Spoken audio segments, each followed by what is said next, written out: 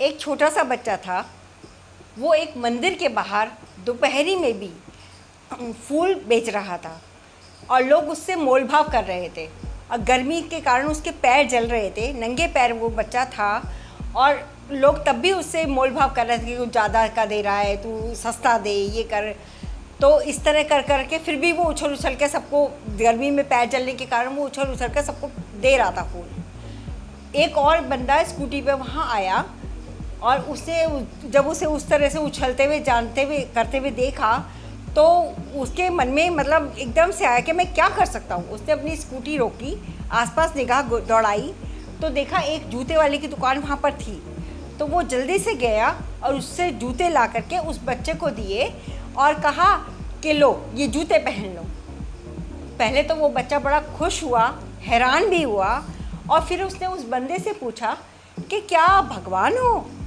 उसने कहा नहीं नहीं, मैं भगवान नहीं हूँ, मैं तो बस इंसान हूँ। उसने कहा कि क्योंकि मैंने कल ही भगवान से कहा था कि भगवान मेरे लिए जूते भेज दो, क्योंकि धूप के कारण मेरे पैर बहुत जलते हैं। अब इसमें ये दो दृष्टिकोण हैं कि एक तो वो कि जो लोग ये नहीं देख पा रहे थे कि वो बच्चा फूल बेच रहा है, अगर वो 2 पैसे ज़्यादा भी ले रहा है तो हम देख करके उससे फूल खरीद लें।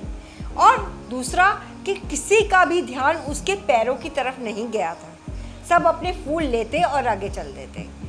अगर वो पैरों की तरफ देखने के बाद भी बहुत लोगों के मन में भाव, देखे भी होंगे शायद किसी और ने, लेकिन उनके मन में वो भाव नहीं आया।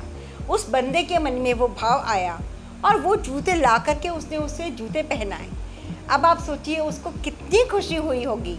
और इसी से छोटी सी कहानी के माध्यम से मैं कहना चाहती हूँ कि देखिए, हम लोग कहते रहते हैं हम ये होता तो ये कर देते, हमारे पास ये होता तो हम ये कर देते, लेकिन उसने हमारी दृष्टि की ज़रूरत होती है, केवल दृष्टि।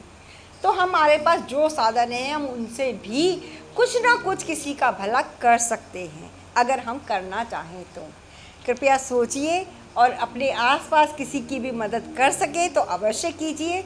बस यही मुझे इस कहानी के माध्यम से कहना है। बाय, फिर मिलेंगे।